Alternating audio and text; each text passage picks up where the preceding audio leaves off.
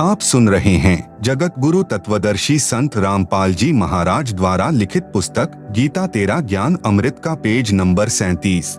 वहाँ नैष्कर्मय मोक्ष प्राप्त होता है, जिसका भावार्थ है कि सत्यलोक यानी सनातन परम धाम में बिना कार्य यानी कर्म किए ही सब सुविधाएं तथा पदार्थ प्राप्त होते हैं और अपने पुण्य कभी समाप्त नहीं होते। वैसे तो श्री ब्रह्मा, विष्णु, शिव, गणेश, दुर्गा, ब्रह्म तथा परब्रह्म की भक्ति से भी नैष्कर्मय मोक्ष प्राप्त होता है। वह कुछ समय तक ही रहता है, जो प्रत्येक देवता के लोक में बने स्वर्ग यानी होटल में प्राप्त होता है, परंतु वहाँ प्राणी को अपने पुण्यों का प्रतिफल ही प्राप्त होता है। पुण्यों के समाप्त होने के पश्चात पुनर्जन्म तथा मृत्यु का चक्र पुनः प्रारंभ हो जाएगा। नैष्कर्मय मुक्ति का वर्णन गीता अध्याय 3 श्लोक 4 तथा अध्याय 18 श्लोक 49 में है। जिस सनातन परम धाम तथा शांति की प्राप्ति के लिए तथा उस परमेश्वर की शरण में जाने के लिए गीता अध्याय 18 श्लोक 62 तथा अध्याय 15 श्लोक 4 में कहा है, वह गीता ज्ञान दाता से अन्य पूर्ण परमात्मा है। गीता अध्याय 8 श्लोक 5 तथा 7 में तो गीता ज्ञान दाता ने अपनी भक्ति करने को कहा है, उससे तो जन्म मृत्यु दोनों की बनी रहेगी। इसलिए फिर गीता अध्याय 8 श्लोक 8, 9, 10 में उस परमेश्वर की भक्ति करने के लिए कहा है, जिसका वर्णन गीता अध्याय 18 श्लोक 62 तथा अध्याय 15 श्लोक 4 में है। फिर गीता अध्याय 8 के ही श्लोक 18 में कहा है। गीता अध्याय 15 श्लोक 16, 17 में 3 पुरुष बताए हैं। नंबर 1 क्षर पुरुष, यह स्वयं गीता ज्ञान दाता है। इसे क्षर ब्रह्म भी कहते हैं। यह केवल 21 ब्रह्मांडों का प्रभु है। नंबर 2 अक्षर पुरुष, इसे परब्रह्म भी कहते हैं। यह केवल 7 शंख ब्रह्मांडों का प्रभु है। नंबर 3 परम अक्षर पुरुष है, जिसे परम अक्षर ब्रह्म परमेश्वर सत्य पुरुष अविनाशी परमात्मा भी कहते हैं, जो असंख्य ब्रह्मांडों का स्वामी है। यहाँ पर अर्थात श्रीमद् भगवत गीता के अध्याय 8 श्लोक 8, 9, 10, 20 तथा 22 में परम अक्षर पुरुष के विषय में वर्णन है। अध्याय 8 श्लोक 18 में अक्षर पुरुष के विषय में वर्णन है। जिस समय अक्षर पुरुष का एक दिन समाप्त होता है, जो 1000 युगों का होता है।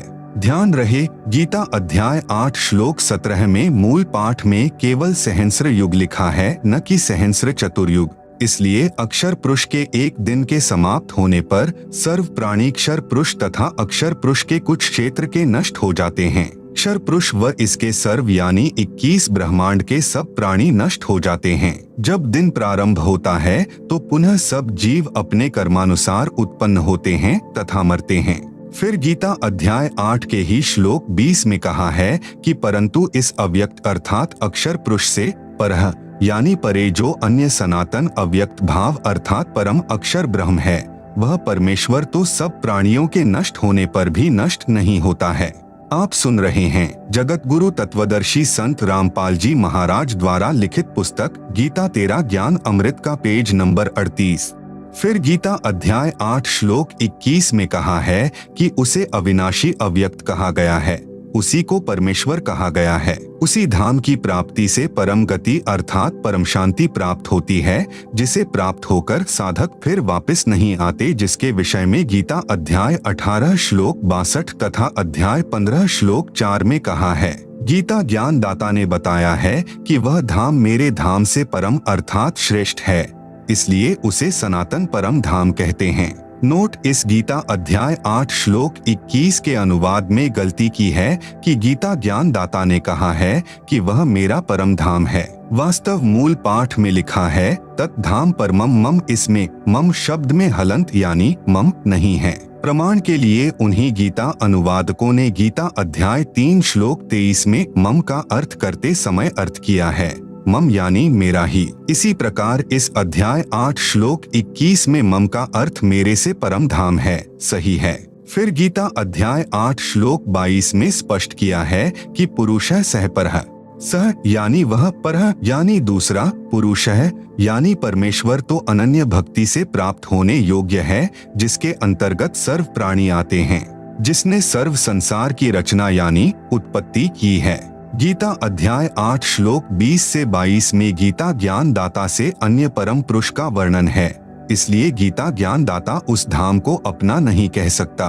उसने अपने धाम यानी लोक से परम अर्थात श्रेष्ठ धाम उस परमेश्वर का धाम बताया है। यह सही अर्थ है। विचार करें, गीता अध्याय 8 श्लोक 20 में परह शब्द का अर्थ परे किया है, अर्थात अव्यक्त से परह यानी परे अर्थात दूसरा सनातन अव्यक्त भाव वाला परमेश्वर है।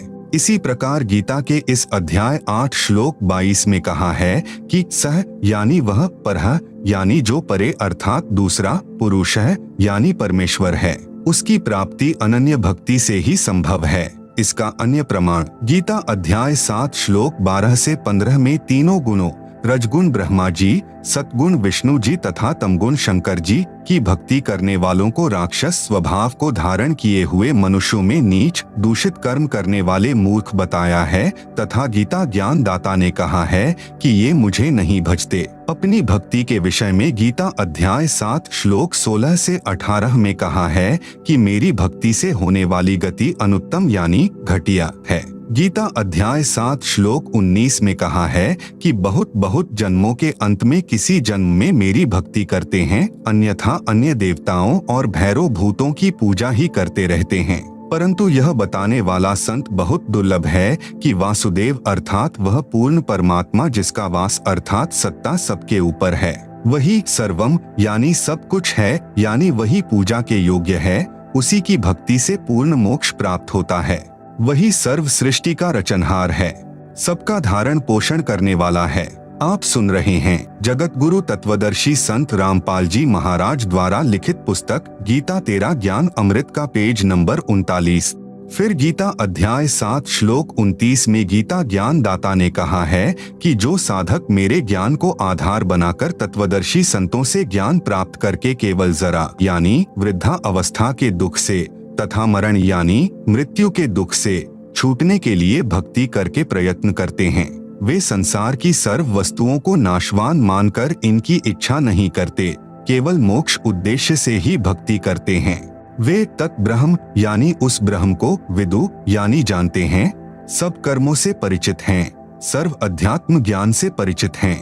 गीता अध्याय 7 श्लोक 29। गीता अध्याय 8 श्लोक 1 में अर्जुन ने प्रश्न किया कि हे भगवान, किम तत् ब्रह्म यानी वह ब्रह्म क्या है जिसको जानकर साधक केवल मोक्ष ही चाहता है। इसका उत्तर गीता अध्याय 8 श्लोक 3 में गीता ज्ञान दाता ने दिया है।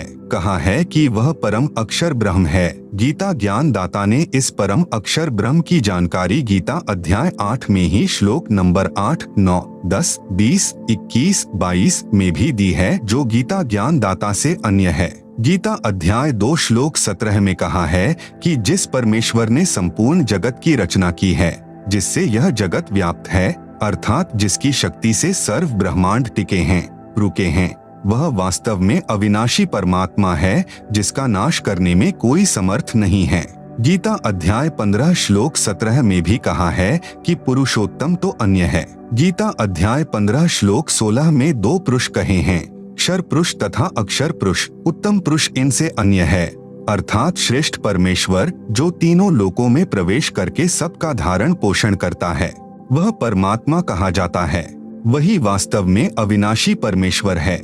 गीता अध्याय 15 श्लोक 17। फिर गीता अध्याय 2 के ही श्लोक 59 में भी गीता ज्ञान दाता ने अपने से अन्य परमात्मा के विषय में कहा है। प्रसंग गीता अध्याय 2 श्लोक 53 से चला है, जिसमें कहा है कि हे अर्जुन, जिस समय भांति भांति के भ्रमित करने वाले ज्ञान के वचनों से विचलित हुई तेरी बुद्धि जब परमात्मा में अटल यानी स्थिर ठहर जाएगी, तब तू योग को प्राप्त होगा। गीता अध्याय 2 श्लोक 53। फिर गीता अध्याय 2 श्लोक 59 में कहा है कि कुछ व्यक्ति निराहार रहकर यानी भोजन त्याग कर केवल फलाहार या दुग्धाहार ही करते हैं। उनके कुछ समय के लिए विषय विकार तो निवृत्त हो जाते हैं, परंतु संसार के पदार्थों से आसक्ति निवृत्त नहीं होती। शास्त्रानुसार साधना करने से उस अन्य परमात्मा का साक्षात्कार होता है, जिससे विषय विकार तथा आसक्ति भी निवृत्त हो जाती है। गीता अध्याय 2 श्लोक 59 के मूल पाठ में परम शब्द जिसका अर्थ है पर अर्थात दूसरा होता है। उदाहरण के लिए गीता अध्याय 7 श्लोक 13 में मूल पाठ में यही परम शब्द है। इसमें गीता ज्ञान दाता ने कहा है कि तीनों गुणों रजगुण श्री ब्रह्मा जी, सतगुण श्री विष्णु जी तथा तमगुण श्री शंकर जी के भाव से सारा संसार मोहित हो रहा है।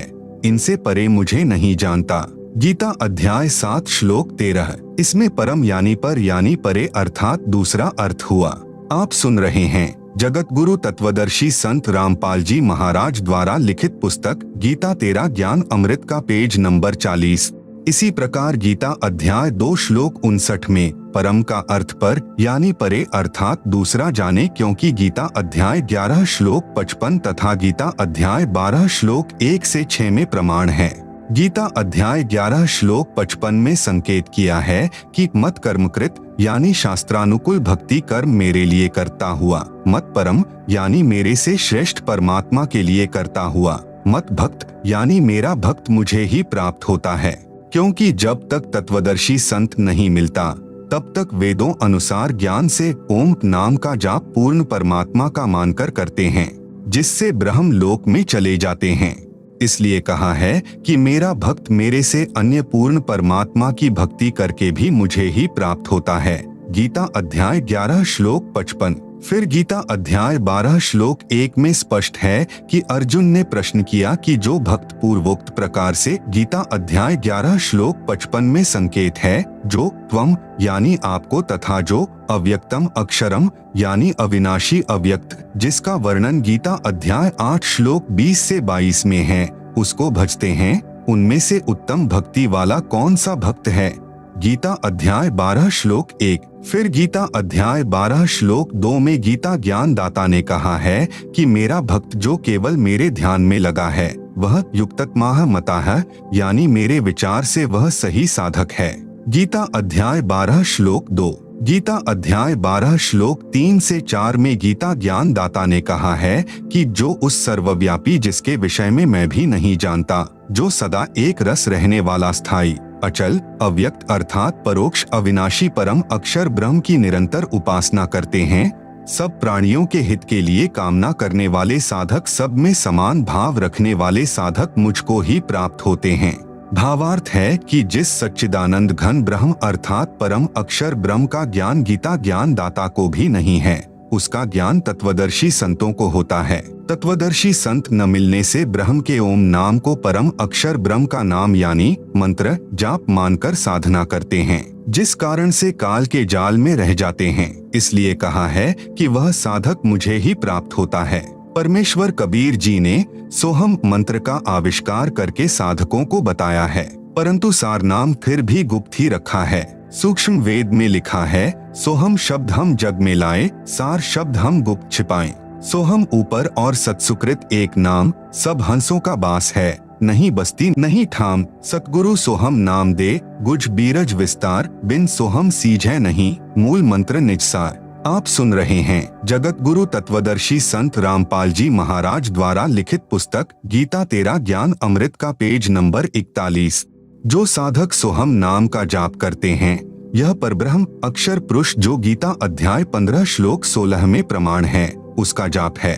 सारनाम मिले बिना सोहम तथा ओम पूर्ण मोक्षदायक नहीं है।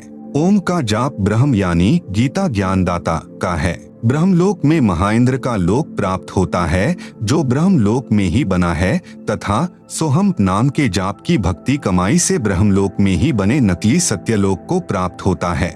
साधना काल में साधक यह भी कहता रहता है, सब प्राणियों का भला हो, सर्वे भवन्तु सुखिनः, सर्वे सन्तु निरामयाः, सर्वे भद्राणि पश्यन्तु, मा कश्चित् दुख भाग भवेत्।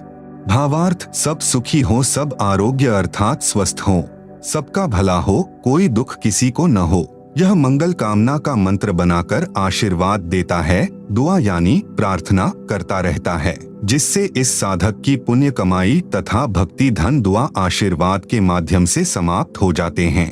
तत्वदर्शी संत का अनुयायी यह गलती कभी नहीं करता। इसलिए कहा है कि उस परम अक्षर ब्रह्म का साधक भी मुझे ही प्राप्त होता है, क्योंकि भक्ति आशीर्वाद तथा सर्व की मंगल कामना करके समाप्त कर दी। कुछ महास्वर्ग यानी ब्रह्मलोक में खा खर्ची, फिर जन्म मरण तथा 84 लाख प्राणियों के चक्र में गिर जाता है। राजा जनक के जीवन से सिद्ध करते हैं। त्रेतायुग में जनक जी एक धार्मिक राजा थे।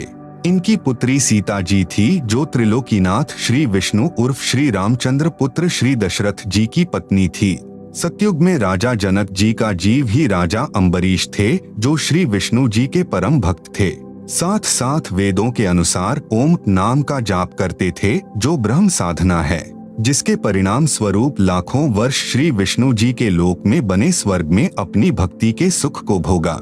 फिर लाखों वर्ष ब्रह्म लोक में ब्रह्म साधना के सुख को भोगा। फिर त्रेता युग में पुनर्जन्म जनक का हुआ जो एक धार्मिक राजा थे। अपने जीवन काल में अनेकों यज्ञ यानी धार्मिक अनुष्ठान किए, श्री विष्णु जी की भक्ति की, ब्रह्म साधना भी की। जब संसार छोड़कर चलने लगे तो एक विमान स्वर्ग से आया, राजा जनक जी को बैठाकर उड़ चला। रास्ते में एक नरक था जिसमें 12 करोड़ जीव अपनी करनी का दंड भोग रहे थे। हाहाकार मची थी। जनक जी ने देवदूतों से पूछा कि यह किन दुखियों की चिल्लाहट है। विमान रोको। विमान रुक गया। देवदूतों ने बताया, राजन, यह एक नरक है, इसमें प्राणी अपने पाप कर्मों का दंड भोग रहे हैं। जनक जी ने कहा, इनको इस नरक से निकाल दो, मुझसे देखा नहीं जा रहा। देवदूतों ने कहा, जनक जी, यहाँ आपका राज्य नहीं है, यहाँ धर्मराज की आज्ञा चलती है। आप सुन रहे हैं जगत गुरु तत्वदर्शी संत रामपाल जी महाराज द्वारा लिखित पुस्तक गीता तेरा ज्ञान अमृत का पेज नंबर 42। जनक जी ने कहा कि या तो इनको छोड़ दो या फिर मुझे भी इसी नरक में डाल दो। देवदूतों ने बताया, इसका समाधान धर्मराज ही कर सकते हैं। राजा जनक जी ने कहा, धर्मराज से मेरी बात कराओ। धर्मराज वहीं उपस्थित हो गए तथा सर्व स्थिति जानने के पश्चात बोले कि मैं आपको इस नरक में नहीं डाल सकता और न ही मैं इन 12 करोड़ जीवों को नरक से निकाल सकता। एक उपाय बताता हूँ। आप यानी जनक जी अपने कुछ भक्ति धन यानी पुण्य तथा मंत्र जाप का भक्ति धन इन 12 करोड़ जीवों को प्रदान कर दो, तब इन्हें आपके साथ ही स्वर्ग भेज दूंगा। जनक जी ने दयावश होकर अपनी आधी भक्ति कमाई उन 12 करोड़ जीवों को दे दी।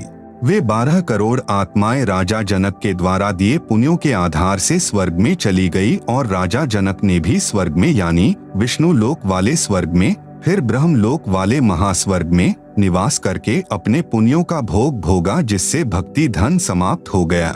कथा सार, जिन 12 करोड़ जीवों को राजा जनक जी ने अपने आधे पुण्य दान किए थे, धर्मराज ने वे पुण्य 12 करोड़ जीवों को बराबर बराबर बांट दिए। उन पुण्यों के फलस्वरूप वे आत्माएं स्वर्ग में रही। फिर उन पुण्यों के समाप्त होने पर पुनः उसी नरक में डाल दी गई। जो पाप कर्म शेष बचे थे वे फिर भोगने पड़े। राजा जनक जी के साथ बहुत बड़ा धोखा हुआ।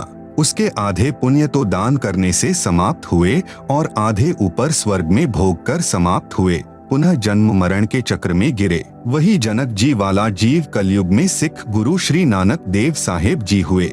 श्री नानक जी को सुल्तानपुर शहर में बेई नदी के घाट पर पूर्ण परमात्मा एक जिंदा साधु के वेश में मिले। उनको उस सनातन परम धाम यानी सत्यलोक यानी सचखंड में ले गए। फिर तीसरे दिन वापस उसी बेई नदी के घाट पर छोड़ा, सर्व तत्व ज्ञान कराया, उनके पूर्व अनेकों अच्छे जीवन के जन्म दिखाए, उनको सत्य नाम यानी जो 2 अक्षर का मंत्र है, जिसमें एक ओंकार यानी ओम है तथा दूसरा गुप्त है, उपदेशी को ही बताया जाता है कि दीक्षा दी। तब श्री नानक देव साहेब जी का पूर्ण मोक्ष हुआ। यदि परमात्मा तत्वदर्शी संत रूप में प्रकट होकर तत्व ज्ञान नहीं बताते तो श्री नानक देव जी वाले जीव का जन्म मरण चक्र कभी समाप्त नहीं होता। वह सत्य साधना मेरे पास यानी संत रामपाल जी के पास है। प्रसंग चल रहा है कि भावना में बहकर आशीर्वाद द्वारा अपनी भक्ति धन कभी नष्ट नहीं करना चाहिए। आपने कोई भी बुद्धिमान धनवान व्यक्ति अपने नोटों को अन्य किसी को बांटता नहीं देखा होगा। यदि किसी की सहायता करना चाहें तो उसे कमाने का तरीका बताएं, जिससे वह अपने पैरों पर खड़ा होकर धनी बन सके। इसी प्रकार भक्तजन जिसकी सहायता करना चाहें तो उसको पूर्ण गुरु से दीक्षा दिलाकर भक्ति धन कमाने की प्रेरणा दें। आप सुन रहे हैं जगत गुरु तत्वदर्शी संत रामपाल जी महाराज द्वारा लिखित पुस्तक गीता तेरा ज्ञान अमृत का पेज नंबर 43। गीता अध्याय 12 श्लोक 5 में कहा है कि जिनकी आस्था सच्चिदानंद घन ब्रह्म अर्थात परम अक्षर ब्रह्म में है और जो उसी को चेतसा यानी जानने वाले हैं, उनको अधिकतर क्लेश यानी शंका के कारण ज्ञान का झगड़ा बना रहता है। उन मानव शरीरधारियों के लिए इस कारण से दुखपूर्वक प्राप्त की जाने वाली गति है। भावार्थ वही है कि तत्वदर्शी संत न मिलने के कारण कबीर पंथी यानी घीसा दास पंथी, गरीबदास पंथी, दादू पंथी, नेकीराम पंथी थे। सब कबीर पंथी कहलाते हैं, भी कठिन तपस्या करते हैं, व्रत मौन व्रत अन्य कठिन साधना ही करते हैं। इसलिए कहा है कि उस पूर्ण परमात्मा की साधना क्लेशयुक्त तथा दुख पूर्वक प्राप्त होने योग्य है। वास्तव में सर्व साधना जो शास्त्रानुकूल है वह बहुत आसान है। प्रमाण यजुर्वेद अध्याय 40 मंत्र 15 में ब्रह्म साधना के लिए कहा है कि वायुः अनिलम अमृतम अथ इदम भस्मांतम शरीरम ओम कृतम स्मर किल्बे स्मर कृतुः स्मर। भावार्थ ब्रह्म साधना का ओम नाम है। इससे मिलने वाला अमृतम अर्थात मोक्ष प्राप्ति के लिए ओम नाम का जाप, वायुः अनिलम यानी श्वास उश्वास से पूरी लगन के साथ शरीर नष्ट होने तक, कृतम यानी कार्य करते करते, स्मर यानी स्मरण कर, किल्बे स्मर यानी पूरी कसक अर्थात किलबिलाहट यानी विलाप जैसी स्थिति से स्मरण कर, कृतुः स्मर यानी मनुष्य जीवन का मूल कार्य जानकर स्मरण कर। यजुर्वेद अध्याय 40 मंत्र 15। फिर यजुर्वेद अध्याय 40 मंत्र 17 में वेद ज्ञान दाता ने, यही गीता ज्ञान दाता है, कहा है कि वह पूर्ण परमात्मा तो ऊपर के लोक में परोक्ष है अर्थात अव्यक्त है। अहम खम ब्रह्मोम यानी मैं ब्रह्म हूँ, दिव्य आकाश रूपी ब्रह्म लोक में मैं रहता हूँ, मेरा ओम नाम है। यजुर्वेद अध्याय 40 मंत्र 10 में वेद ज्ञान दाता ने कहा कि कोई तो परमात्मा को संभवात यानी उत्पन्न होने वाला अवतार रूप में साकार मानता है, कोई असंभवात यानी उत्पन्न न होने वाला अर्थात निराकार मानता है। वह परमात्मा उत्पन्न होता है या नहीं या जैसा है उसका ज्ञान धीराणाम यानी तत्वदर्शी संतजन बताते हैं, उनसे शृण्वः यानी सुनो। यजुर्वेद अध्याय 40 मंत्र 10। यही प्रमाण गीता अध्याय 4 श्लोक 34 में है कि परमात्मा के विषय में संपूर्ण ज्ञान तत्वदर्शी संत बताते हैं। उनकी खोज कर उनसे निष्कपट भाव से तथा दंडवत प्रणाम करके विनम्रता से प्रश्न करने से वे तत्वदर्शी संत तेरे को तत्व ज्ञान का उपदेश करेंगे। सूक्ष्म वेद में भी कहा कि नाम उठत नाम बैठत, नाम सोवत जागरे, नाम खाते नाम पीते, नाम सेती लागरे। भावार्थ परमात्मा की साधना केवल नाम के जाप से होती है। उस नाम का जाप कार्य करते करते करो, सोने से पहले, सुबह उठते ही, खाना खाते समय, पेय पदार्थ पीते समय अर्थात सर्व कार्य करते करते नाम का स्मरण करो। भावार्थ है कि हठ योग न करके कर्मयोग में साधना करो। आप सुन रहे हैं जगत गुरु तत्वदर्शी संत रामपाल जी महाराज द्वारा लिखित पुस्तक गीता तेरा ज्ञान अमृत का पेज नंबर 44। गीता में 2 प्रकार का ज्ञान है।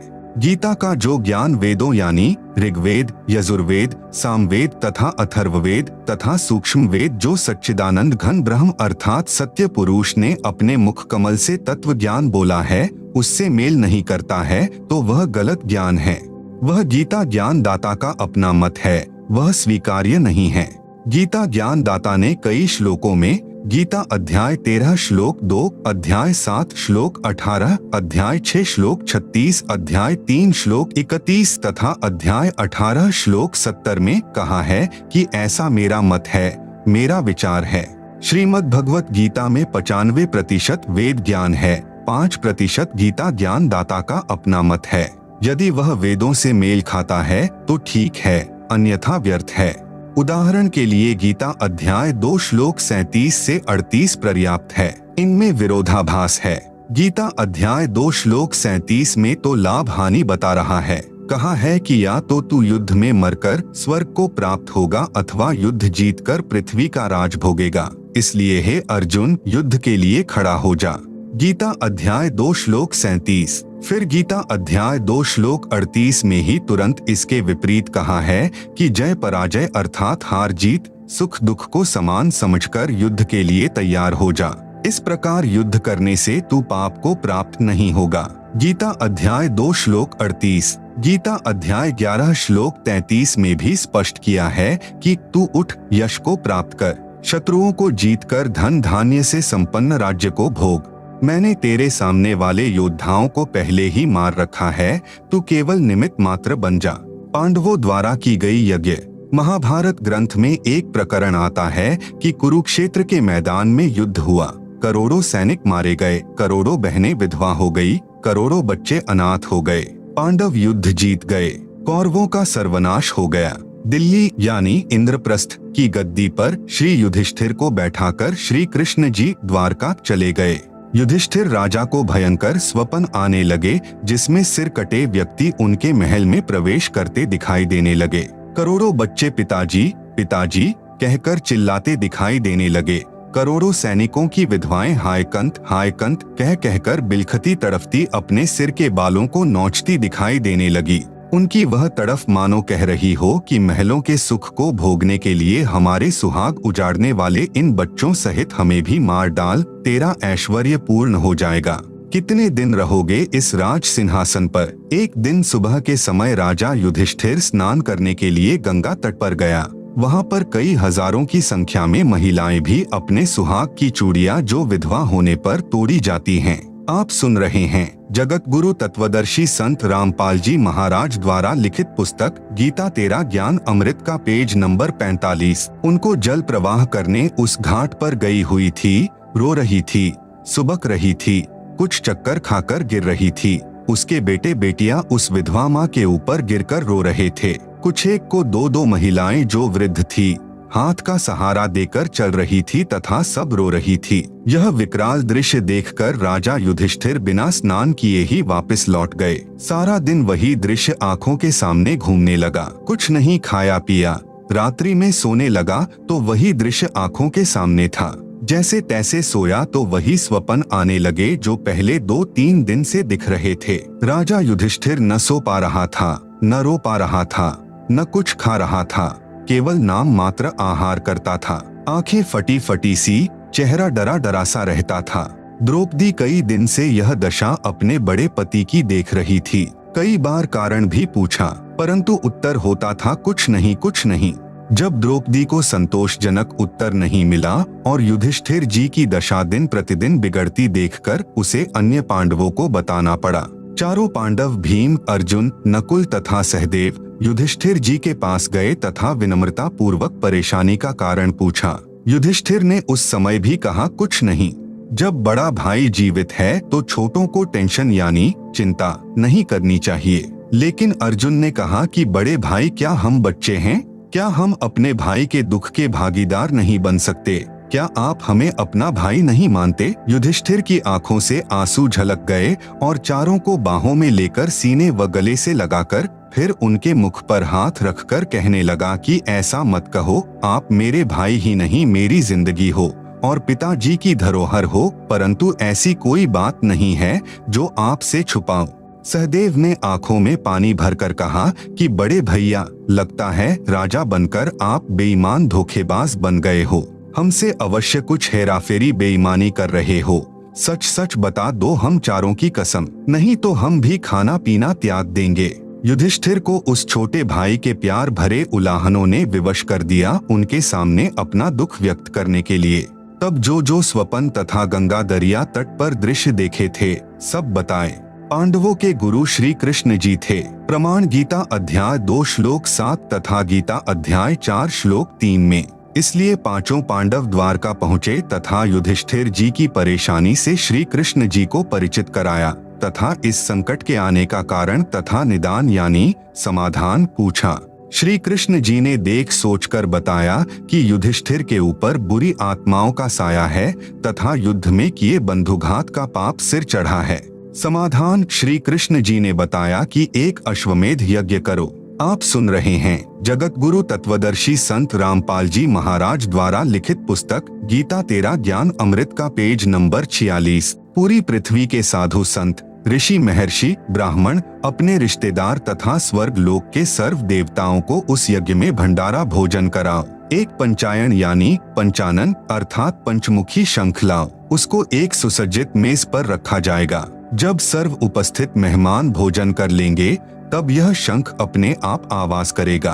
तब तुम्हारे ये 3 ताप का संकट समाप्त होगा। यदि शंख ने आवाज नहीं की तो यज्ञ संपूर्ण नहीं होगी, संकट बना रहेगा। यह सुनकर अर्जुन को मानो सांप सूंघ गया हो, उसका दिमाग फटने को हो गया। सोचने लगा कि जब युद्ध की तैयारी थी, मैं युद्ध से मना कर रहा था, तब भगवान युद्ध करने को बार बार प्रेरित कर रहे थे। कहा था कि तुम्हें कोई पाप नहीं लगेगा, तू तो निमित्त मात्र है, तेरे दोनों हाथों में लड्डू हैं।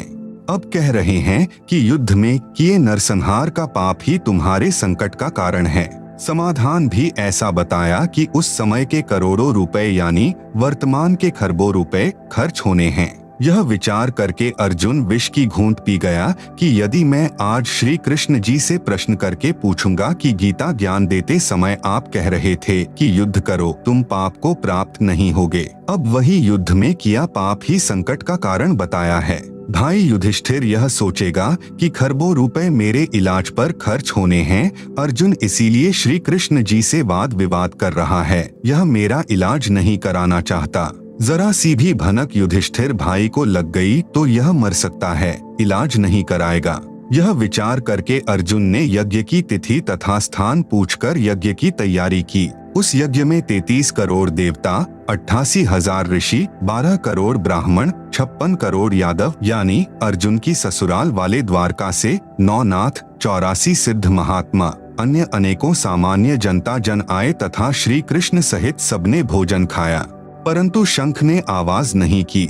फिर संत सुदर्शन यानी सुपच जी को बुलाया गया, तब वह शंख बजा, यज्ञ संपूर्ण हुई। उस समय करुणामय नाम से प्रकट परमात्मा जो तत्वदर्शी संत की लीला करने प्रत्येक युग में आते हैं, आए हुए थे। सुदर्शन उनका शिष्य था तथा सत्यनाम यानी सतनाम जो 2 अक्षर का है, एक ओम दूसरा तत् की भक्ति करता था, जिस कारण से पांडवों की यज्ञ सफल हुई थी तथा वह 3 ताप से आया संकट पांडवों का समाप्त हुआ था, जो न श्री कृष्ण जी के भोजन करने से तथा न उपरोक्त महानुभावों के भोजन करने से समाप्त हुआ। श्री सुदर्शन जी उस परम अक्षर ब्रह्म अर्थात पूर्ण परमात्मा की भक्ति करता था। सूक्ष्म वेद में कहा है, तुम कौन राम का जपते जापम, ताते कटेन ना तुम्हारे तीनों तापम। भावार्थ, आप कौन से राम की भक्ति का नाम जपते हैं जिससे आपके 3 ताप भी समाप्त नहीं होते, मोक्ष तो बहुत दूर की बात है। इसलिए मेरे यानी संत रामपाल के पास वह सत्य साधना है, 2 अक्षर का सत्य नाम है। आओ और दीक्षा लेकर अपना कल्याण कराओ। आप सुन रहे हैं जगत गुरु तत्वदर्शी संत रामपाल जी महाराज द्वारा लिखित पुस्तक गीता तेरा ज्ञान अमृत का पेज नंबर 47। अब उसी प्रसंग पर आते हैं कि गीता में 2 तरह का ज्ञान है अर्थात विरोधाभास है। एक तो गीता ज्ञान दाता ने युद्ध कराने के लिए अपने दाव पेच लड़ाए हैं, वे वेद विरुद्ध होने से तथा सत्य से परे होने से स्वीकार्य नहीं है, वह इसका मत है। इसलिए गीता अध्याय 12 श्लोक 5 में कहा है कि उस सच्चिदानंद घन ब्रह्म की भक्ति क्लेश व दुखपूर्वक प्राप्त होती है, जबकि वेद में लिखा है कि तत्वदर्शी संत मिलने के पश्चात उस परमात्मा यानी पूर्ण ब्रह्म की भक्ति कार्य करते करते नाम जाप साधना करके की जाती है। बहुत ही सरल है। इससे सिद्ध हुआ कि गीता ज्ञान दाता ने जो अपना मत बताया है, यदि वह वेदों यानी 4 वेद हैं, number 1 Rigveda, number 2 Yajurveda, number 3 Samaveda, number 4 Atharvaveda तथा 5वां है सूक्ष्म वेद से मेल नहीं खाता है, तो वह व्यर्थ ज्ञान है। वह गीता ज्ञान दाता के घर का है, वह हमें ग्रहण नहीं करना है, वह हमें नहीं मानना है। अन्य प्रमाण गीता अध्याय 12 श्लोक 8 से 19 तक में अपना मत बताया है। गीता अध्याय 12 श्लोक 8 में गीता ज्ञान दाता ने कहा है कि मुझ में मन लगा, मेरे में बुद्धि लगा, मुझे प्राप्त होगा। इसी प्रकार ऊर्ध्वम यानी ऊपर वाले अव्यक्त की भक्ति करेगा तो उसे प्राप्त होगा, इसमें कोई संशय नहीं है।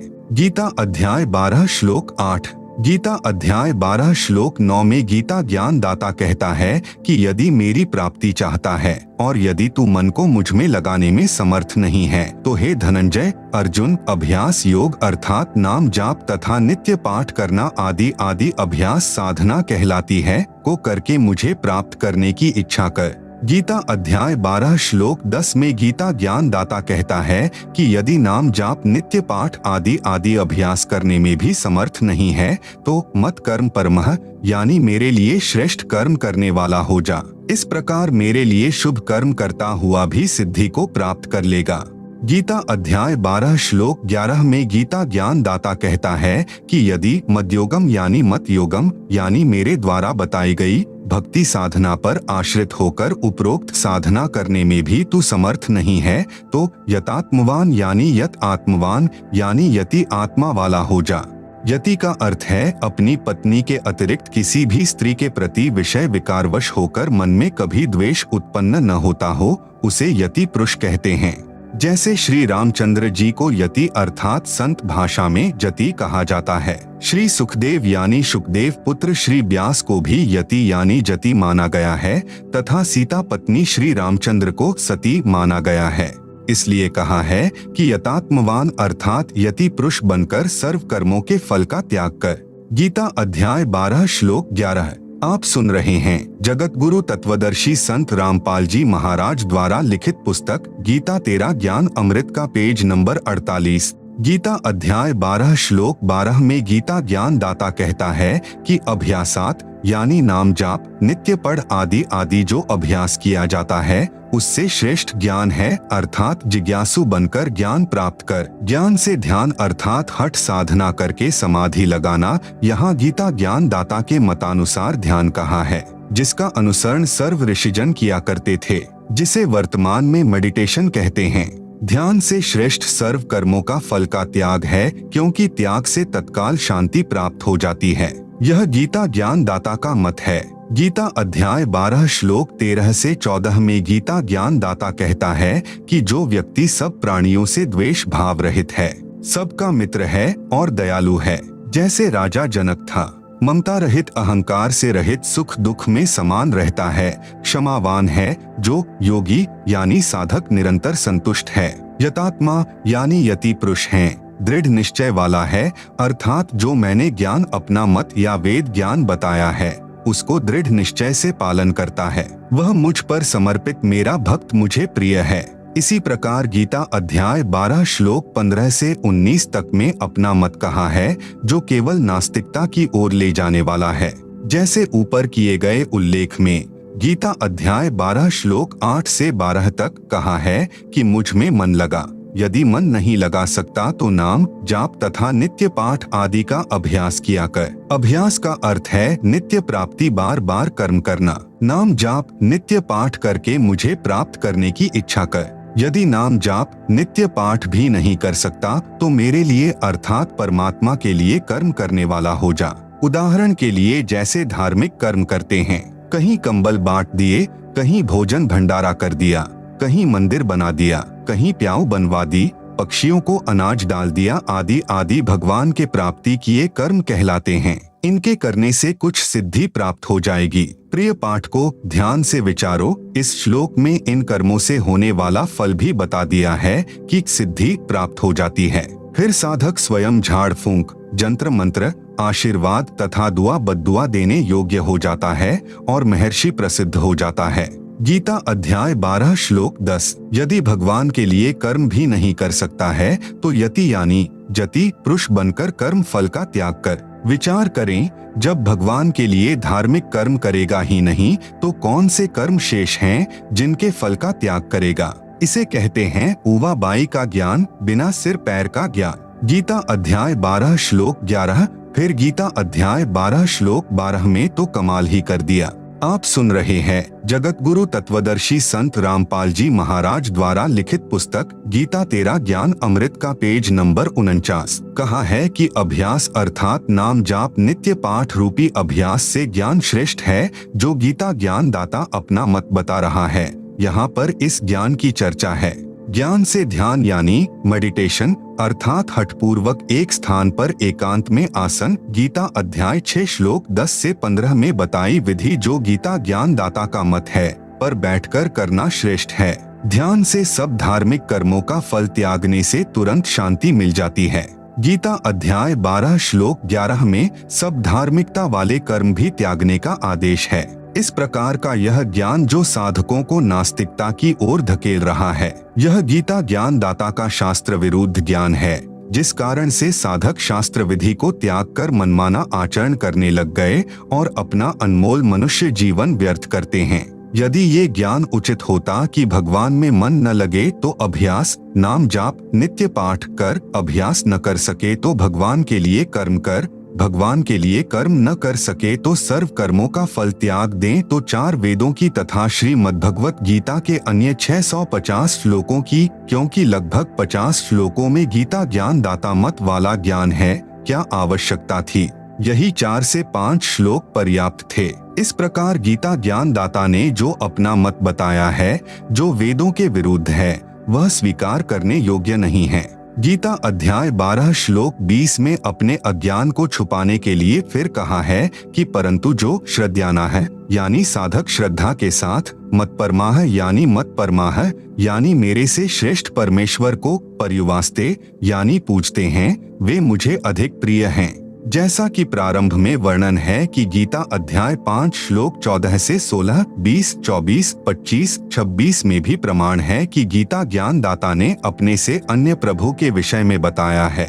गीता अध्याय 5 श्लोक 14 में गीता ज्ञान दाता ने कहा है कि प्रभु यानी परमात्मा किसी मनुष्य के न तो कर्तापन की, न कर्मक, न कर्मफल संयोग की उत्पत्ति करता है, किंतु सर्व प्राणी अपने स्वभाववश कर्म करते हैं। गीता अध्याय 5 श्लोक 15 विभुः यानी सर्वव्यापी अर्थात वासुदेव, जिसका गीता अध्याय 3 श्लोक 14 से 15 में वर्णन है, कहा है कि सर्व प्राणियों की उत्पत्ति अन्न से होती है, अन्न वर्षा से उत्पन्न होता है, वर्षा धार्मिक अनुष्ठानों अर्थात यज्ञों से होती है, यज्ञ शास्त्रानुकूल धार्मिक कर्मों से उत्पन्न होते हैं, धार्मिक कर्म तो ब्रह्म अर्थात क्षर पुरुष से उत्पन्न होते हैं।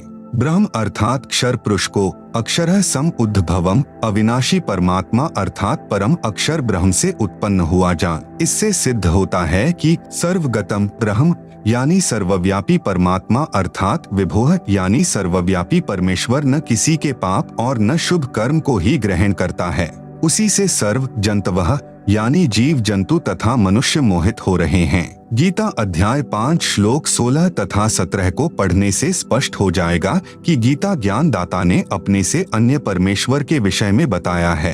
आप सुन रहे हैं जगत गुरु तत्वदर्शी संत रामपाल जी महाराज द्वारा लिखित पुस्तक गीता तेरा ज्ञान अमृत का पेज नंबर 50। इसी प्रकार गीता अध्याय 5 श्लोक 20, 24, 25, 26 को गीता में अन्य अनुवादकों द्वारा किए सरलार्थ से समझा जा सकता है। इसी प्रकार गीता अध्याय 6 श्लोक 7 में स्पष्ट परमात्मा शब्द मूल पाठ में लिखा है, जो गीता ज्ञान दाता से अन्य परमात्मा का प्रमाण है, क्योंकि गीता अध्याय 15 श्लोक 17 में कहा है कि श्लोक 16 में वर्णित 2 पुरुषों क्षर पुरुष तथा अक्षर पुरुष से अन्य कोई उत्तम पुरुष अर्थात पुरुषोत्तम है, जिसे परमात्मा इति उदाहरित यानी परमात्मा कहा जाता है। वही तीनों लोकों में प्रवेश करके सबका धारण पोषण करता है, वह अविनाशी परमात्मा है। इसमें गीता अध्याय 15 श्लोक 17 में भी परमात्मा शब्द है। इस प्रकार गीता के अमृत ज्ञान को समझना है, केवल गीता जी के पढ़ने मात्र से कल्याण नहीं है। इसके अमृत ज्ञान को समझकर इसके अनुसार अपनी धार्मिक क्रियाएं करने से तीनों लाभ हैं, जो गीता अध्याय 16 श्लोक 23 में सुख प्राप्ति, सिद्धि शक्ति प्राप्ति तथा परम गति अर्थात पूर्ण मोक्ष प्राप्ति के लिए बताए हैं। अब पुनः उसी प्रसंग पर चर्चा करते हैं जो प्रश्नकर्ता ने जानना चाहा है कि गीता ज्ञान दाता से अन्य पूर्ण परमात्मा कौन है तथा उसने अपने से अन्य किस परमेश्वर की शरण में जाने को कहा है। उत्तर चल रहा है, यह तो स्पष्ट ही हो चुका है कि गीता ज्ञान दाता से अन्य परम अक्षर ब्रह्म है। गीता अध्याय 18 श्लोक 62 में उस परमेश्वर परम अक्षर पुरुष की शरण में जाने के लिए कहा है। गीता अध्याय 18 श्लोक 66, गीता अध्याय 8 श्लोक 28, गीता अध्याय 12 श्लोक 6 से 7 में कहा है कि पूर्ण परमात्मा को प्राप्त करने के लिए मेरी भक्ति भी की जाती है। जैसे गीता अध्याय 17 श्लोक 23 में ओम तत्सत 3 नाम का जाप परम अक्षर ब्रह्म की प्राप्ति के लिए है। गीता अध्याय 8 श्लोक 13 में गीता ज्ञान दाता ने अपनी साधना करने का केवल एक ओम नाम बताया है। पूर्ण परमात्मा की प्राप्ति के लिए ओम नाम का जाप भी साधक करता है। इसलिए गीता अध्याय 8 श्लोक 28 में कहा है, योगी अर्थात भक्त तत्व ज्ञान के द्वारा इस रहस्य को जानकर जो वेदों के अनुसार भक्ति करने से, उसी के अनुसार यज्ञ अर्थात धार्मिक अनुष्ठान करने से, तप अर्थात अपने धर्म पर दृढ़ता से लगे रहने से जो शारीरिक मानसिक कठिनाई झेलनी पड़ती है, उस तप से तथा दान करने से जो पुण्य फल होता है अर्थात धार्मिक कर्म से भक्ति फल होता है, उसका अत्येति यानी उल्लंघन कर जाता है अर्थात त्याग जाता है। वह आद्य यानी सनातन, परम यानी अन्य यानी दूसरे, स्थानम यानी धाम को प्राप्त होता है। आप सुन रहे हैं जगत गुरु तत्वदर्शी संत रामपाल जी महाराज द्वारा लिखित पुस्तक गीता तेरा ज्ञान अमृत का पेज नंबर 51।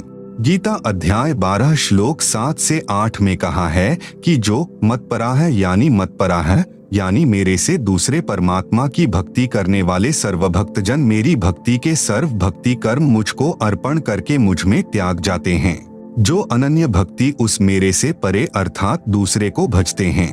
गीता अध्याय 12 श्लोक 7 में वर्णन है कि हे अर्जुन, मुझ में चित्त लगाने वाले, मुझे जानने वाले, आवेशित यानी आवेश के साथ, चेतासाम यानी मुझे चेत चुके हैं, मुझे जान चुके हैं, उन भक्तों का मैं शीघ्र ही संसार समुद्र से सम उद्धरता यानी समुद्धरता यानी उसी प्रकार उद्धार कर देता हूँ। गीता अध्याय 18 श्लोक 66 में कहा है कि सर्वधर्मान परित्यज्य माम एकम शरणम व्रज अहम त्वा सर्व पापेभ्यः मोक्षयिष्यामि मा शुचय। अन्य अनुवादकर्ताओं ने जो अनुवाद इस गीता अध्याय 18 श्लोक 66 का किया है वह इस प्रकार है जो गलत है। संपूर्ण धर्मों को अर्थात संपूर्ण कर्मों को मुझ में त्याग कर तू केवल एक मुझ सर्वशक्तिमान सर्वाधार परमेश्वर की शरण में व्रज यानी आजा, मैं तुझे संपूर्ण पापों से मुक्त कर दूंगा, शोक मत कर। विवेचन जो अनुवाद किया है कि संपूर्ण धर्मों को अर्थात कर्तव्य कर्मों को मुझ में त्याग कर केवल तू एक मुझ सर्वशक्तिमान सर्वाधार परमेश्वर की शरण में आजा, यह गलत है। विचार करे गीता अध्याय 18 श्लोक 46, 62, अध्याय 15 श्लोक 1 से 4 तथा 17 में सर्वशक्तिमान सर्वाधार परमात्मा तो कोई अन्य कहा है, जिसे गीता अध्याय 8 श्लोक 3 में परम अक्षर ब्रह्म कहा है। यहाँ गीता अध्याय 18 श्लोक 66 में अनुवादक ने अपनी ओर से महिमा जोड़ी है जो व्यर्थ है। फिर कहा है कि संपूर्ण कर्मों को मुझ में त्याग कर मेरी शरण में आजा, यह भी न्याय संगत बात नहीं है। यदि कोई कहे कि सर्व कर्म मुझ में छोड़ और मेरी शरण में आजा, इससे भी स्पष्ट है कि सर्व धार्मिक कर्मों की भक्ति कमाई को मुझ में छोड़कर अन्य की शरण में जा। वैसे भी व्रज का अर्थ जाना है, आना नहीं किया जा सकता। जैसे अंग्रेजी के शब्द गो का अर्थ जाना है, उसका अर्थ आना नहीं किया जाना चाहिए। फिर अन्य प्रमाण गीता अध्याय 2 श्लोक 7 में अर्जुन ने कहा है कि मैं आपका शिष्य हूँ, आपकी शरण में हूँ, मुझे उचित शिक्षा दीजिए। फिर गीता ज्ञान दाता ने गीता अध्याय 4 श्लोक 3 में कहा है कि तू मेरा भक्त तथा सखा है। यहाँ गीता अध्याय 18 श्लोक 66 में यह अनुवाद करना कि मेरी शरण में आजा बिल्कुल अनुचित है, क्योंकि अर्जुन तो पहले ही श्री कृष्ण की शरण था, ऊपर सिद्ध हो चुका है। तत्व ज्ञान न होने के कारण अनुवादकों ने अर्थों के अनर्थ कर रखे हैं। गीता ज्ञान दाता ने गीता अध्याय 18 श्लोक 62 में कहा है कि उस परमेश्वर की शरण में जा, उस परमेश्वर की कृपा से ही तू परम शांति को तथा सनातन परम धाम को प्राप्त होगा। आप सुन रहे हैं जगत गुरु तत्वदर्शी संत रामपाल जी महाराज द्वारा लिखित पुस्तक गीता तेरा ज्ञान अमृत का पेज नंबर 52। गीता अध्याय 18 श्लोक 46 में कहा कि जिस परमेश्वर से संपूर्ण प्राणियों की उत्पत्ति हुई है और जिससे यह समस्त जगत व्याप्त है, उस परमेश्वर की अपने स्वाभाविक कर्म करते करते पूजा करके मनुष्य परम सिद्धि को प्राप्त हो जाता है। गीता अध्याय 15 श्लोक 17 में स्पष्ट किया है कि श्लोक 16 में कहे दो पुरुषों क्षर पुरुष तथा अक्षर पुरुष से उत्तम पुरुष तो कोई अन्य ही है, जिसे परमात्मा कहा जाता है।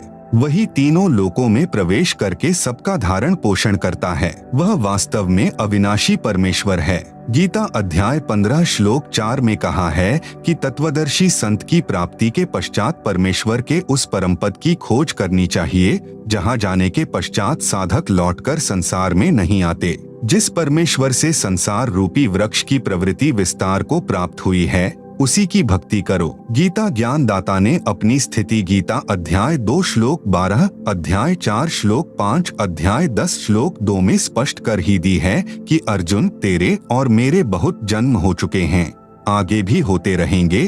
तू नहीं जानता, मैं जानता हूँ। जिस प्रभु की स्वयं जन्म मृत्यु होती है तो वह भी अविनाशी नहीं हुआ, उसका उपासक भी जन्मता मरता रहेगा। ब्रह्म का साधक वह मोक्ष प्राप्त नहीं कर सकता जो गीता अध्याय 15 श्लोक 4 में कहा है कि जहां जाने के पश्चात पुनः जन्म नहीं होता। गीता अध्याय 18 श्लोक 66 का वास्तविक अनुवाद इस प्रकार है। अनुवाद: सर्वधर्मान यानी संपूर्ण धार्मिक कर्म जो मेरी उपासना के हैं उनकी भक्ति कमाई है। उन्हें माम यानी मुझको, परित्यज्य यानी त्याग कर, तू एकम यानी उस एक जिसके समान दूसरा नहीं है, अद्वितीय सर्वशक्तिमान परमेश्वर अर्थात परम अक्षर ब्रह्म की शरणम यानी शरण में, व्रज यानी जा, अहम त्वा यानी मैं तुझे, सर्व पापेभ्यः यानी संपूर्ण पापों से, मोक्षयिष्यामि यानी मुक्त कर दूंगा, मां शुचः यानी शोक मत कर। गीता अध्याय 18 श्लोक 66 में गीता ज्ञान दाता ने कहा है कि जो मंत्र मेरी उपासना के हैं उनकी भक्ति की कमाई मुझको त्याग कर तू केवल उस एक अर्थात जिसके समान कोई अन्य शक्ति न हो, अद्वितीय सर्वशक्तिमान परमेश्वर अर्थात परम अक्षर ब्रह्म की शरण में जा, मैं तुझे सर्व पापों से मुक्त कर दूंगा, शोक मत कर। गीता अध्याय 18 श्लोक 66। विश्लेषण: गीता अध्याय 17 श्लोक 23 में गीता ज्ञान दाता ने संकेत किया है कि उस ब्राह्मणः यानी सच्चिदानंद घन ब्रह्म अर्थात परम अक्षर ब्रह्म की प्राप्ति का ओम तत् सत यह 3 मंत्र का जाप है। इसी का जाप करने का निर्देश है। फिर गीता अध्याय 8 श्लोक 13 में अपनी उपासना का मंत्र बताया है कि मुझ ब्रह्म की भक्ति का केवल एक ओम अक्षर है, जो इसका उच्चारण करता हुआ शरीर त्याग कर जाता है तो उसको मेरी परम गति यानी मोक्ष प्राप्त होती है। आप सुन रहे हैं जगत गुरु तत्वदर्शी संत रामपाल जी महाराज द्वारा लिखित पुस्तक गीता तेरा ज्ञान अमृत का पेज नंबर 53। ओम का जाप ब्रह्म का जाप है, इससे ब्रह्मलोक प्राप्त होता है। यही परम गति ओम के जाप से होती है, जिसे गीता अध्याय 7 श्लोक 18 में अति अनुत्तम अर्थात अश्रेष्ठ कहा है। गीता अध्याय 8 श्लोक 16 में कहा है कि ब्रह्मलोक तक जितने भी लोक हैं उनमें गए हुए साधक पुनरावृत्ति में हैं, अर्थात ब्रह्मलोक तक गए साधक पुनः जन्म मृत्यु में रहते हैं। इसलिए उपरोक्त गीता अध्याय 18 श्लोक 46, 62, 66, अध्याय 15 श्लोक 4 तथा 17 में किसी समर्थ परमेश्वर की शरण में जाने के लिए कहा है, जो ओम तत् सत नाम का जाप। गीता अध्याय 17 श्लोक 23 में 3 मंत्र ओम तत् सत है। इसमें जो ओम नाम है वह ब्रह्म का जाप है। इसी ब्रह्म को गीता अध्याय 15 श्लोक 16 में अक्षर पुरुष कहा है तथा दूसरा जो अक्षर पुरुष कहा है। अक्षर पुरुष का जाप तत् मंत्र का है, यह सांकेतिक है तथा गीता अध्याय 15 श्लोक 17 में कहा है कि उत्तम पुरुष तो अन्य पुरुषोत्तम अर्थात सर्वश्रेष्ठ सर्वशक्तिमान पुरुष तो अक्षर पुरुष तथा अक्षर पुरुष से अन्य ही है। उसका मंत्र सत है जो सांकेतिक है। उस परमेश्वर अर्थात परम अक्षर ब्रह्म जिसको संत भाषा में सत्य पुरुष कहते हैं के उस परम पद अर्थात सनातन परम धाम जिसे संत भाषा में सत्यलोक कहते हैं में जाने के लिए अर्थात पूर्ण मोक्ष प्राप्त करने के लिए गीता अध्याय 17 श्लोक 23 वाले ओम तत् सत मंत्र का जाप करना होता है। अन्य कोई नाम जाप पूर्ण मोक्ष का नहीं है। तत् सत ये दोनों अन्य मंत्र हैं जो उपदेश लेने वाले को उपदेश के समय ही सार्वजनिक किए जाते हैं। ओम नाम का जाप ब्रह्म यानी अक्षर पुरुष का है, गीता ज्ञान दाता का है। इसकी उपासना ओम नाम के जाप से होती है। ओम नाम के जाप की कमाई अर्थात धार्मिक कर्म ब्रह्म को त्यागने होते हैं। हम पहले बिना तत्व ज्ञान के ओम नाम के जाप की कमाई यानी भक्ति धन ब्रह्म लोक में जाकर समाप्त कर देते थे। पाप यानी कर्ज यानी लोन शेष रह जाते थे। उनको नरक में तथा 84 लाख प्रकार के प्राणियों के शरीर में कष्ट उठाकर भोगा करते थे। अब हम ओम नाम के जाप का भक्ति धन ब्रह्म को त्याग देंगे, इसका फल ब्रह्म लोक में नहीं भोगेंगे, जिसके प्रतिफल में यह ब्रह्म अर्थात क्षर पुरुष हमारे सर्व पापों यानी कर्ज को समाप्त कर देगा। इस गीता अध्याय 18 श्लोक 66 का यह भावार्थ है। फिर हम तत् मंत्र के जाप की कमाई अक्षर पुरुष अर्थात परब्रह्म गीता ज्ञान दाता से दूसरा ब्रह्म को त्याग देंगे। उसका 7 शंख ब्रह्मांड का क्षेत्र है, जिसको पार करके सनातन परम धाम यानी सत्यलोक में जाने का किराया देना होता है। दूसरे शब्दों में टोल टैक्स वह तत् मंत्र के जाप की कमाई से पूरा हो जाता है। फिर सत मंत्र जो सत्य पुरुष परम अक्षर ब्रह्म का जाप है, इसकी कमाई लेकर हम परमेश्वर के उस परम पद में अर्थात सनातन परम धाम यानी सत्यलोक को प्राप्त हो जाएंगे, जहां जाने के पश्चात साधक फिर संसार में कभी नहीं आते, परम शांति अर्थात पूर्ण मोक्ष प्राप्त होता है। आप सुन रहे हैं जगत गुरु तत्वदर्शी संत रामपाल जी महाराज द्वारा लिखित पुस्तक गीता तेरा ज्ञान अमृत का पेज नंबर 54। यह संपूर्ण भक्ति साधना मेरे यानी संत रामपाल दास के पास है। आओ और अपना कल्याण कराओ। यह है यथार्थ गीता के अध्याय 18 श्लोक 66 का अनुवाद। इसलिए कहा है गीता तेरा ज्ञान अमृत। उपरोक्त प्रमाणों से सिद्ध हुआ कि गीता ज्ञान दाता से अन्य पूर्ण परमात्मा है। उसी की शरण में जाने के लिए गीता ज्ञान दाता ने गीता अध्याय 18 श्लोक 62-66 में कहा है। जिस अनमोल गीता ज्ञान को ठीक से न समझकर अज्ञानी व्यक्तियों ने उल्टा अर्थ किया है, लिखा है कि गीता ज्ञान देने वाला अपनी ही शरण में आने को कह रहा है। जैसे किसी व्यक्ति का कार्य मुख्यमंत्री के अधिकार में है और वह मंत्री के पास खड़ा है, मंत्री से विनय कर रहा है कि यह कार्य कर दीजिए। मंत्री बुद्धिमान होता है, वह भ्रमित नहीं करता। वह कहेगा कि यदि आपको यह कार्य कराना है तो आप मुख्यमंत्री के पास जाएं, उनकी कृपा से ही आपका कार्य हो सकता है। उस मंत्री ने एक पत्र लिखकर दे दिया कि आप उस मुख्यमंत्री के पास जाइए, उसकी कृपा से आपका यह कार्य संभव है। कोई व्यक्ति उसका अर्थ करे कि मंत्री जी अपने पास आने को ही कह रहा है, तो वह गलत अर्थ कर रहा है। मंत्री के पास से वह व्यक्ति आया ही है। इसी प्रकार गीता के अमृत ज्ञान को न समझकर अड़ंगा अनुवाद करके पाठकों को अज्ञानी संतों ने भ्रमित किया है और जन्म मरण के चक्र में स्वयं भी गिरे हैं तथा अपने भोले अनुयायियों को भी जन्म मरण के चक्र में डाले हुए हैं, जो उन अज्ञानियों को पूर्ण विद्वान गीता मनीषी माने बैठे हैं। गीता का ज्ञान किसने कहा था, यह पूर्व के प्रश्न उत्तर में स्पष्ट हो चुका है। पढ़े प्रश्न नंबर 1 का उत्तर। प्रश्न 27 परमात्मा साकार है या निराकार? अव्यक्त का अर्थ निराकार होता है। उत्तर परमात्मा साकार है, नर स्वरूप है अर्थात मनुष्य जैसे आकार का है। अव्यक्त का अर्थ निराकार नहीं होता, साकार होता है। उदाहरण के लिए जैसा सूर्य के सामने बादल छा जाते हैं, उस समय सूर्य अव्यक्त होता है। हमें भले ही दिखाई नहीं देता, परंतु सूर्य अव्यक्त है, साकार है। जो प्रभु हमें सामान्य साधना से दिखाई नहीं देते, वे अव्यक्त कहे जाते हैं। जैसे गीता अध्याय 7 श्लोक 24-25 में गीता ज्ञान दाता ने अपने आप को अव्यक्त कहा है, क्योंकि वह श्री कृष्ण में प्रवेश करके बोल रहा था। जब व्यक्त हुआ तो विराट रूप दिखाया था। यह पहला अव्यक्त प्रभु हुआ जो क्षर पुरुष कहलाता है, जिसे काल भी कहते हैं। गीता अध्याय 8 श्लोक 17 से 19 तक दूसरा अव्यक्त अक्षर पुरुष है। गीता अध्याय 8 श्लोक 20 में कहा है कि इस अव्यक्त अर्थात अक्षर पुरुष से दूसरा सनातन अव्यक्त परमेश्वर अर्थात परम अक्षर पुरुष है। इस प्रकार ये तीनों साकार यानी निराकार प्रभु हैं।